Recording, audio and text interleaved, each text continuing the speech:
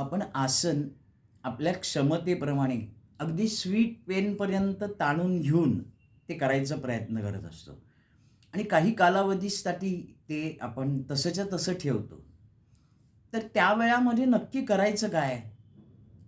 तर पतंजलींनीच सांगून ठेवलंय. एक तर स्थिर सुखम आसनम असं पाहिजे आणि त्याच्या पुढचं सूत्रच त्यांनी सांगितलंय, की प्रयत्न शैथिल्यात अनंत समापत्तीभ्याम.